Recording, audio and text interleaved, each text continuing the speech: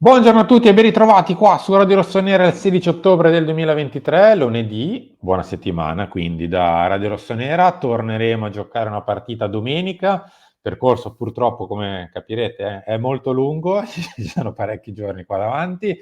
Enrico Boiani, ciao Henry. Ciao, buongiorno a tutti e ben ritrovati.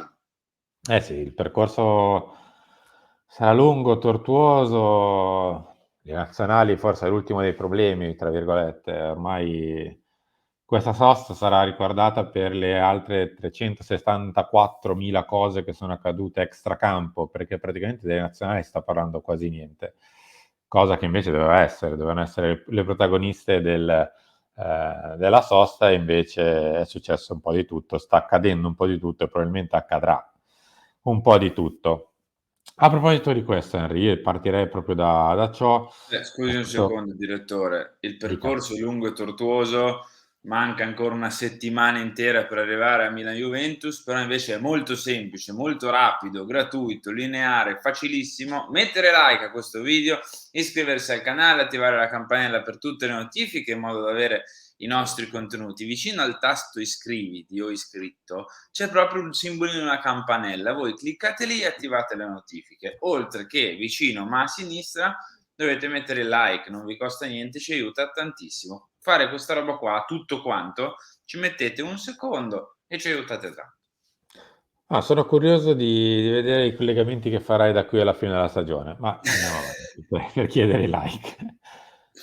Dai, prima pagina di Gazzetta. Eccoci qua, perfetto. Tonali, che rischio. La procura FIGC darà un segnale forte. Dentro l'incubo pronto a collaborare. Insomma,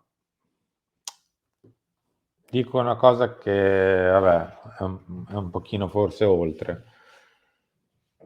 Ma a che gioco stiamo giocando in queste ultime ore, onestamente? Cioè, a chi la spara più grossa? A chi ipotizza qualcosa di più grosso provando ad azzeccarci? Perché così non è dare una notizia o prendere sul serio la questione.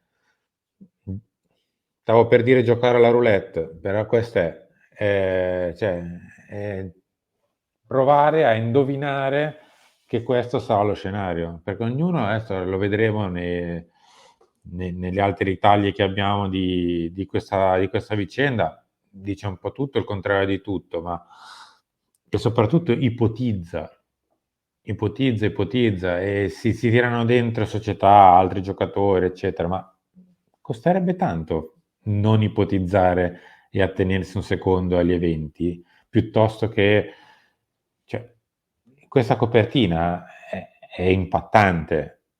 E adesso non è che voglio difendere Sandro, se ha sbagliato pagherà e ci penseremo nel caso Come gli quando altri. verrà dimostrato alla fine di tutto. Però a parte che è il primo che viene preso e sbattuto in prima pagina così, in primo piano, dritto per dritto, col titolone enorme, perché io me lo ricordo quando è successa la cosa di Fagioli, era bufera, scommesse sul calcio, calcio scommesso, qualcosa del genere.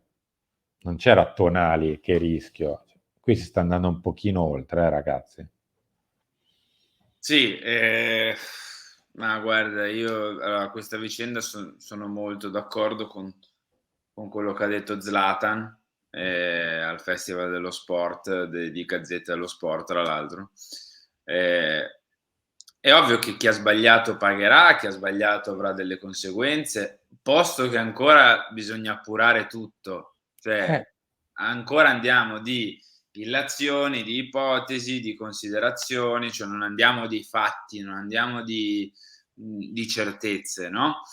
Quindi, uno, bisogna verificare tutto. Due, una volta verificato tutto, chi ha sbagliato è giusto che paghi. E fin qui siamo tutti d'accordo. Tre, è una cosa che va sistemata, cioè sappiamo che in Italia ci piace fare il dramma, ci piace fare il teatro, ci piace vedere tutto come maxi scandalo, come insomma cose di questo tipo.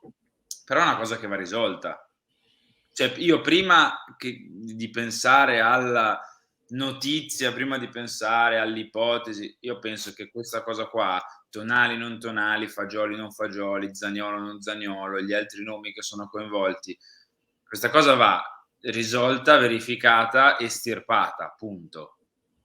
Curata, se vogliamo considerarla, come tanti fanno anche giustamente, come una malattia in tanti ragazzi, perché innanzitutto questa cosa qua va risolta. Poi avremo tempo di fare le considerazioni, di parlarne, di andare oltre, diciamo, di approfondire, però questa prima pagina qua è un po' oltre, sono d'accordo con te. Cioè ancora non si No, sa ma niente, ancora eh, cioè, questo è il discorso, Henry. Io non credo che nessuno di noi, io, te, chi ci sta guardando, ma più o meno tutti quelli che stanno parlando della vicenda, può mettere entrambe le mani sul fuoco che è stato commesso quell'illecito, quel reato, chiamatelo come volete, esattamente così come sto dicendo in questo momento, perché nessuno lo sa. Cioè, nessuno sa se hanno scommesso su siti illegali di blackjack e poker, punto. Su siti legali di partite di calcio, eventi sportivi legati al calcio, punto. Eventi sportivi legati alla propria squadra. Cioè, nessuno sa qual è la gravità della vicenda in maniera totale. Quindi io capisco che l'argomento è giusto trattarlo, io non sto dicendo di no, ma andare oltre stiamo andando, come al solito ci stiamo facendo riconoscere. Questa è Repubblica, anche Tonali collabora, sarà interrogato in PGC, può patteggiare la pena. Questo invece è il Messaggero. Calcio scommesse, Tonali verso l'autodenuncia, Fagioli mi ha dato lui l'app. I legali dell'ex milanista ascoltati alla procura, a breve le ammissioni, la mossa per evitare la maxi squalifica, Zaniolo si difende, ha soltanto giocato a poker. E queste gazzette invece, l'incubo di Tonali, Sandro collaborerà ma la PGC vuole dare un segnale forte, il Mediano Azzurro pronto a raccontare tutto, non è chiaro se ha scommesso sul Milan, la procura federale aspetta conferme dai telefoni. Ma se non è chiaro, perché devi mettere in mezzo le società, ad esempio? Se non è chiaro, non lo scrivo, non lo dico. Se no è buttare così in pasto all'opinione pubblica la possibilità che qualcuno ha fatto qualcosa e quindi ci rimette sia nel caso Tonali, se per caso non l'ha fatto, sia la società che viene tirata dentro così, random, buttata lì come l'oggetto della scommessa e quindi si iniziano a pensare illazioni su partite, eccetera, eccetera. Boh, io forse non lo so, Non mi fermo qua, va. capisco onestamente non lo so, più sto in silenzio su questa cosa meglio è. Non so come dirlo, perché mi fa molto ridere la FIGC vuole dare un segnale forte. Onestamente questa cosa mi fa parecchio ridere, perché in altri contesti si dovevano salvare i brand, no, io non sto giustificando nessuno, quello che hanno fatto, faranno, verificheranno, non lo so, è sbagliato, è un errore, è anche per quanto mi riguarda un po' stupido, però nessuno è nella testa di certi ragazzi, di certe persone, quindi io non sono nessuno per giudicare nessuno e chi se ne frega.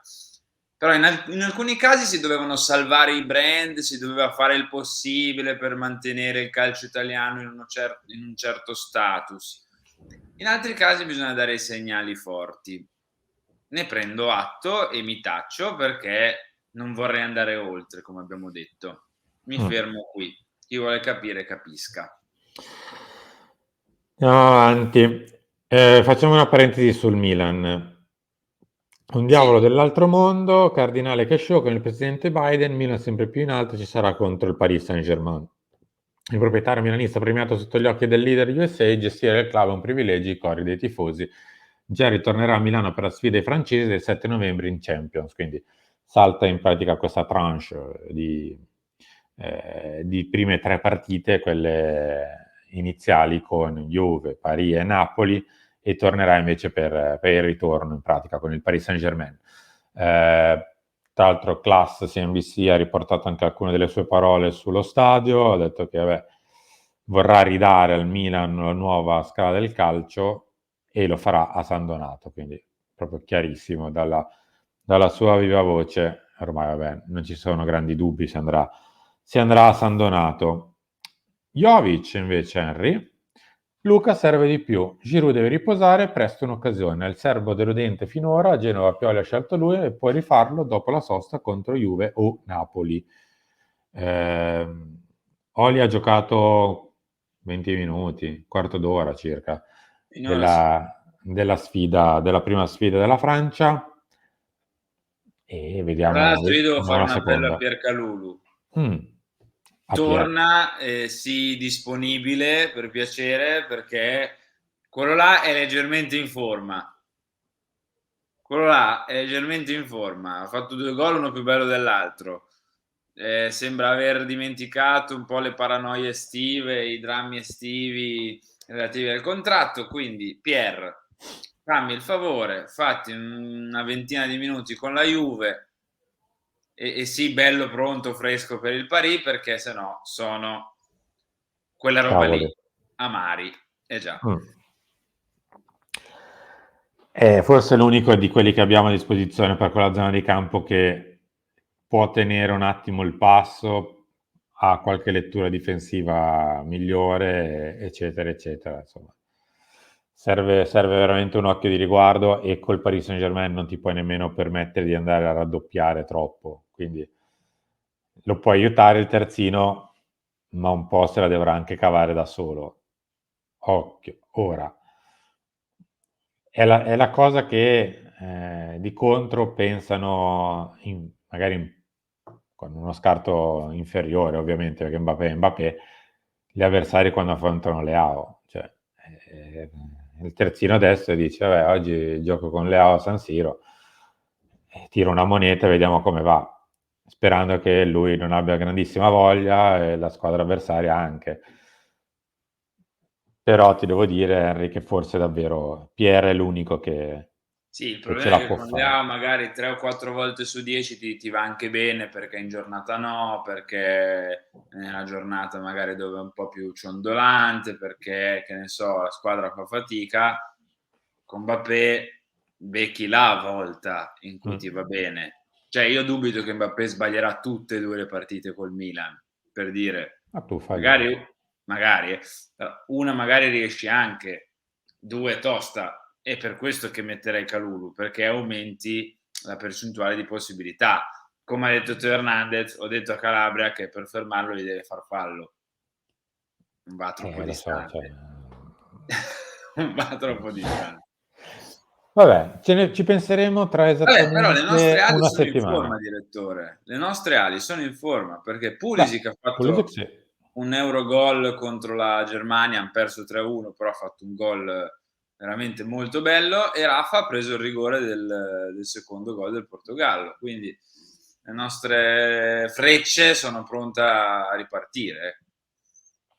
Caro Harry, noi siamo arrivati in chiusura, ci ritroviamo tra poco per Chiama Sì. Milan delle 11, poi via via tutto il resto, lunch, talk, e in serata la stanza di bottoni. Faremo un po' il punto della situazione a un paio di mesi dall'inizio della stagione, ma soprattutto ci concentreremo sul reparto che più ha avuto cambiamenti, cioè il centrocampo, perché Adli, Reinders, Loftus-Cheek, Musa, lo stesso Krunic è stabilmente davanti alla difesa, praticamente si è completamente trasformato ed è quello che ha subito i maggiori trasformazioni.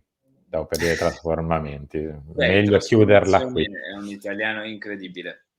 Grazie Henry, Salva il brand del tuo italiano, direttore, non far sì che finisca. hai ragione, hai ragione. L'importante sono le stangate ad personam. Grazie Henry. Ciao, ciao a tutti, il like, la condivisione, il commento, l'iscrizione, le cose che vi ho detto prima. Ormai mi chiamate Bolike e vabbè, sarò Bolike. Ciao. Ciao.